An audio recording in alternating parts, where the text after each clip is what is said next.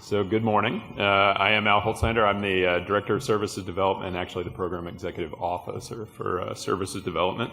When asked to speak today, I was told that I was given 25 minutes. And I said to my team, I hope that I can fill 25 minutes. That seems like an awful lot of time. And they said, not for you, sir. So I do like to talk. I like to tell stories, especially. So you're welcome to come up to me afterwards. I'm going to try to keep my talk at the 50,000 foot level initially, maybe drop down to 25,000 feet after that. But I do encourage you, if you want to get down, below 10,000 feet and into the details, my PMs and or their reps are going to be stationed out at the tables out there. And I do encourage you to talk there. Also, if anyone wants to talk about Navy's chances to get to 14-0 against our rival, later this in December, or my Ohio State Buckeyes football team and their chances to beat Michigan State or that team up north, I could spend hours on that as well. So, okay, but I guess I need to move on because I see there's a clock, the light's still green, but we'll move on. So I'm going to test the button. There it is. Okay, so this is my first slide. I want to give a shout out to Al Manzanares. He's a team member of mine that tried to take the vision that we have for SD. Hopefully you'll see that I'm equally as excited about where we're going from an agency perspective as I would be talking about Navy football and Ohio State football. But on the left-hand side, just to introduce you to this slide, is our mission statement. The right-hand side is our vast array of customer sets that we have, of course, COCOM services and agencies, but also national leadership and other mission partners. The intent of this slide is to try to tie it all together. So you see the main cogs going up the middle are really the various life cycle phases, the milestones that we drive through from concept to actually delivery or transition over to our operations center to run our capabilities. The snake that's going through there are the various tenets that you've heard from General Zabel, you've heard from Mr. Rivera, you've heard from others that really help keep those wheels moving forward. We need to consolidate. We need to modernize what we do. We need to get out of the stovepipe building for various efforts and requirements. We need to be cost effective. Budgets are not getting any bigger. Certainly with politics as it is and the transition that's about to take place, budgets are going to get tighter. We need to be smarter about how we spend our money. We also have to build tenets into everything that we develop going forward. We have to be cyber secure. We have to build with the mobile solutions in mind. We have to really be platform agnostic. We have to be able to design our capabilities to work on the platform that the warfighter needs. Our task is to be enterprise focused. How do we deliver things out to the enterprise to get them to the point where the services, COCOMs, and agencies can then take those capabilities from the enterprise-based solution and add on with very little resources to get it into the specific instantiation that they're looking for. How do we be more agile and responsive? How do we be more flexible? You're going to hear about that a little bit more as I talk. And ultimately, as you can see coming out the other end of the snake, is how do we support the warfighter? If we lose focus that everything we do here is to support the warfighter. If we lose that focus, then we really miss the mark completely. The various gears that you see on the outside. So I was introduced as owning unified capabilities and coalition services. It's actually much bigger than that. So within services development, I own 4 major portfolios, and I support a 5th major portfolio in the operations center. So just introducing those briefly, and then we'll talk more about them. We talked about coalition services, command and control, one of the bedrocks really of DISA, supporting the joint warfighter in our portfolio. Unified capabilities, and the business systems portfolio. In addition, and I'll talk to it here, Mr. John Hale is leading our cloud services team, and I'll talk to it here because we're not introducing contracts specifically within SD. However, he is a supporting portfolio manager for the compute and storage portfolio that's owned by Mr. Jason Martin over on the right-hand side of the agency in the ops center. So without further ado, I guess I drive the slides. So let's go to the next slide. So now I'm stepping down to the 25,000 foot level. The top of the slide really should say business systems portfolio for this slide.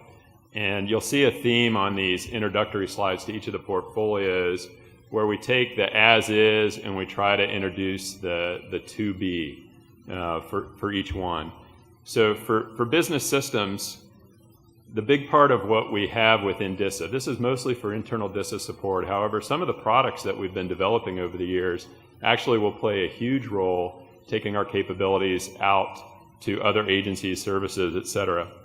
The intent of the top going across is that there's various functional areas within business systems that currently within DISA are very stovepiped. In fact, over the history, we've found that if we have a critical need, we'll go out and develop a one-off tool and then manage that tool for its life cycle. So our goal as we work our way down is to actually consolidate, integrate, and actually sunset, it should say as well, legacy capabilities to move towards more common platforms going across the various functional areas. And then really when we get to the bottom, we're not looking to go out and start ground up and build an ERP solution. In fact, industry is tending to move away from that and look to be more flexible. It's how do we make sure that those systems talk to each other?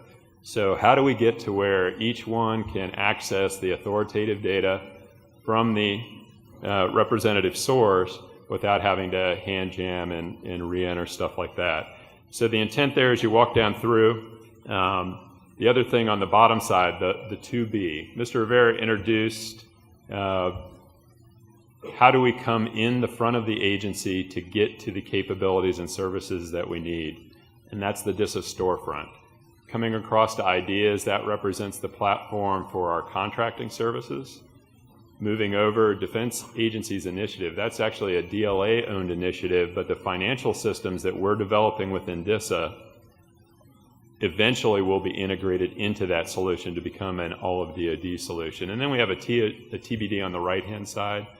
Our current internal human resource management tool, CMIS, we're continuing to look where do we want to go strategically with that, and how do we take advantage of other industry business best practices to bring a tool in where we take our practices and modify them to what is proven within industry, rather than us trying to design a one-off tool, a GOTS type tool.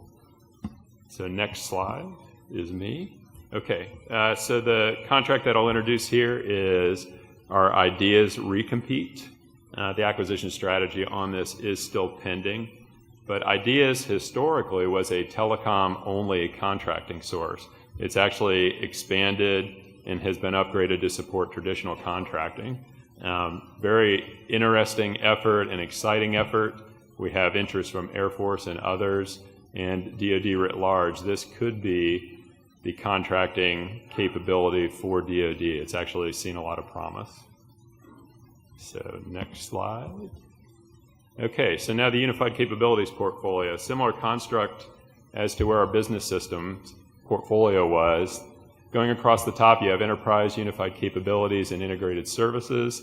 These are the current categories that they use within DoD CIO as we try to wrestle the problem of what are unified capabilities, what are enterprise services. So using those constructs that are out there today, DISA can align, I'll call it a stovepipe solution to each of those various categories. How do we deliver voice today? We have eVoIP, ECVoIP.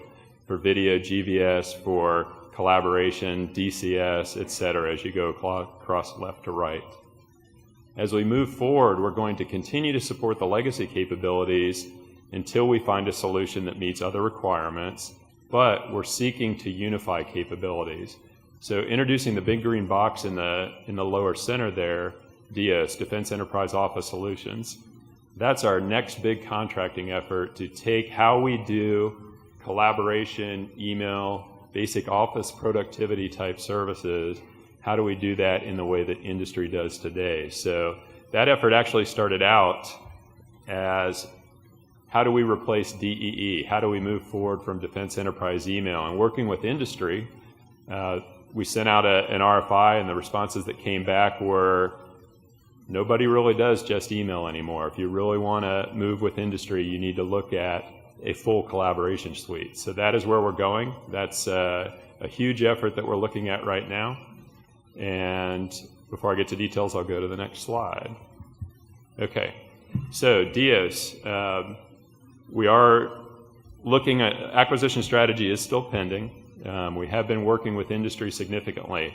And one of the things I failed to mention on my 50,000-foot slide is that snake that goes through with the various tenants, it doesn't move forward without the help of industry.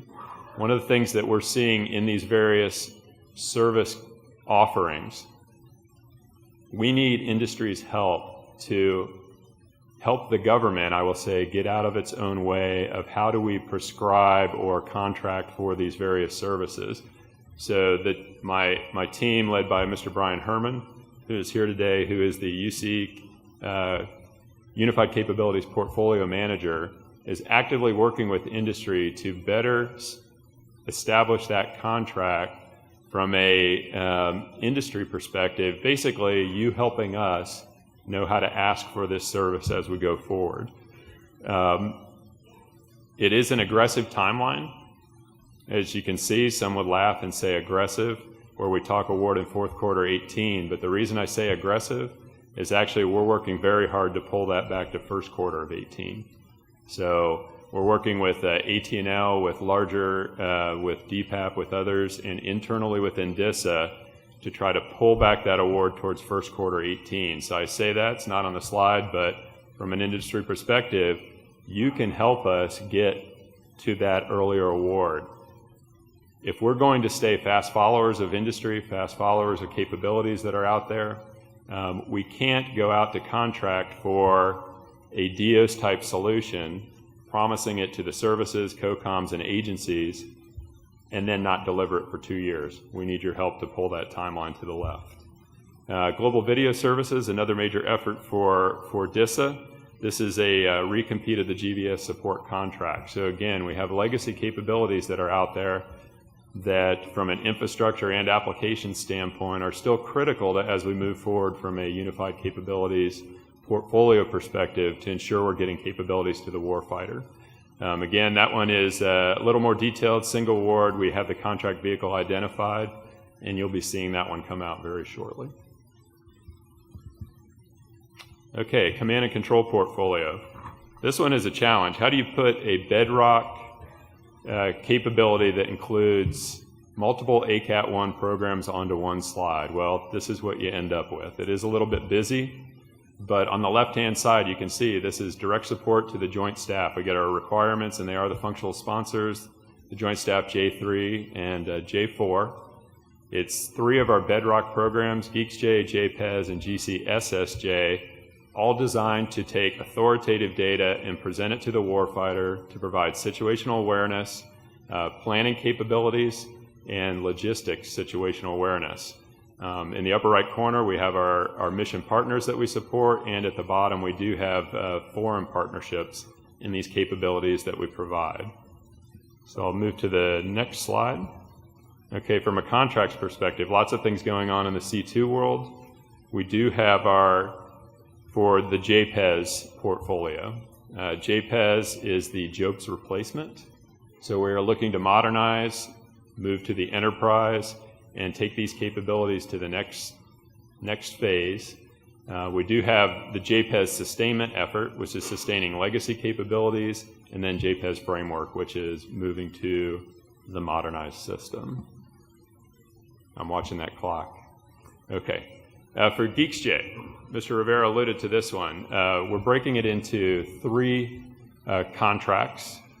We're going to have a sustainment maintenance contract that will focus on the legacy GeeksJ capability and finishing out any legacy capabilities supporting the current warfighter. There will be a demand for that capability for many years to come. For the modernization effort, we're looking to take GeeksJ to the enterprise. We're looking to distribute it. It's going to be cloud-based.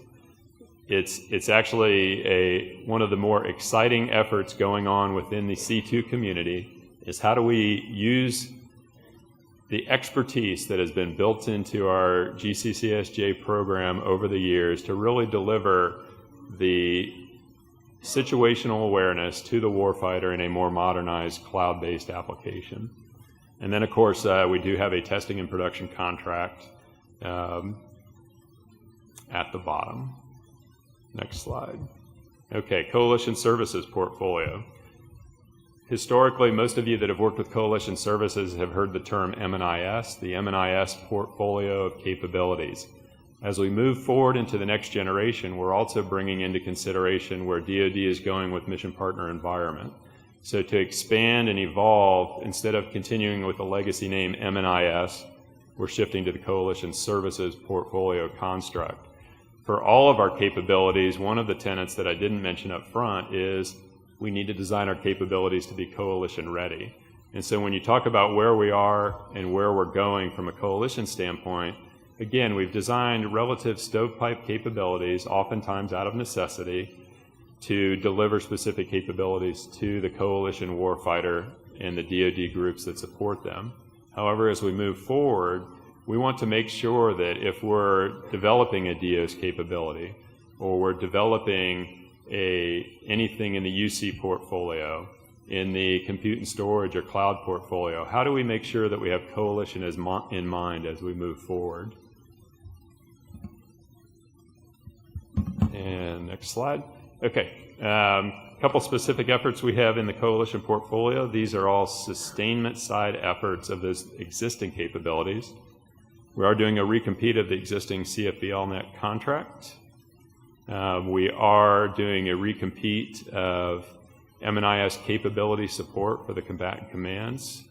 That does provide on-site SMEs and engineering support to ensure the warfighter gets the capabilities that they need. And finally, we will be doing our DTO support services contract, again, another recompete, which provides tier 2 and 3 for our legacy Centrix and Pegasus efforts. And I realize that was fast, but believe it or not, that only leaves me 8 minutes, but I did want to leave time for questions.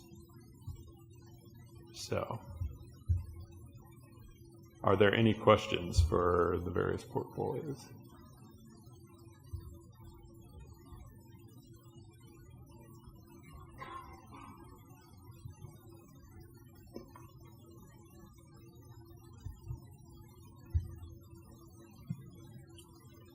Yes, John Scarcella with Cogent Solutions.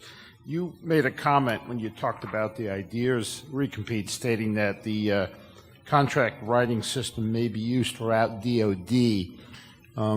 The Army has recently competed the Army contract writing system and is in the final evaluation stages of their ACAT 1A program there. How does that relate to what you're doing and the comment you made about the one system you have being used throughout DoD? So I'm not familiar with that effort, so I'll just say that. I'm looking at it more from an opportunity standpoint, from what ideas can do. Ideas contracting will, again, it's going to design, it's going to the standard contracting writing system. We are working with DPAP to ensure it meets all their requirements. And we have seen interest from the Air Force and others as a possible solution to their contracting. So when I say all DoD, that's a little bit hopeful. I get excited about it, but I didn't mean that was a defined statement. So thank you. Good morning, Captain. This is Greg Brundage from CSRA. This question takes some of your discussion and links it back to some of the discussion that Alfred had talking about the business center in general. So many of the things you're doing now in your portfolio and across the business center are things that have direct linkages to the military services in terms of things that they're trying to do. And so I'm just curious, as you build these out in terms of an acquisition strategy and the capabilities that you're going to try to include, are there linkages or ties to the services to, basically allow them to leverage the work you're doing, or if we're looking at a service that's actually doing the same thing like the contract writing, or name it, something in cyber, something in command and control, should there be a linkage or some type of a tie to your efforts so that if in this time of tight budgets you can offer an acquisition that allows those guys to tie, link to you, piggyback on what you're doing, give industry an opportunity now to look at, a much broader perspective of providing a particular capability, more than just this is, defense enterprise view? Yeah, so that's a great question. One of the things you can't capture, certainly in a slide and in a relative short time, are the governance structures that are in place within DoD and the joint community. So C2 community in particular, there is a governance structure in place that pulls together the joint staff, AT&L, the services, to talk about where the C2 community is going forward together. DISA's sweet spot in C2 in particular and other places, we talked about being enterprise ready. We are tasked to provide services to the enterprise for the joint warfighter. We work, a lot of what you're asking and describing is the task that we have at hand at the senior levels to work the halls of the Pentagon, to work with our PEOs. We have an extensive relationship with the service PEOs to sit down and talk about these various things and specific things that you ask. And one of the aspects that we talk about routinely is, if DISA can provide the capability better to the enterprise, how do the services take advantage of that without duplication? We're seeing a lot of that going on, not in my portfolio or portfolios in particular, where I'm going to go, but DISA is helping move the services ERP solutions into common environments. You'll hear more about that later today. From a C2 perspective, we're working actively with the services to talk about how, if we provide it to the enterprise, how do they then take it from the enterprise to the edge?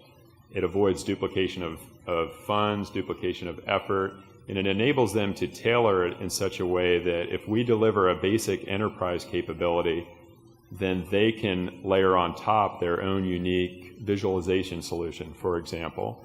One of the things that we found as a joint service provider, you'll never be able to design a capability that meets everybody's requirements. It tends to collapse under its own weight. So how do you distill that down, provide the right sweet spot of capabilities and requirements, and then ensure that you have the right data services, data standards, interface standards, et cetera, in place so that people can plug into that and take it to the next level. Did that answer your question? Okay.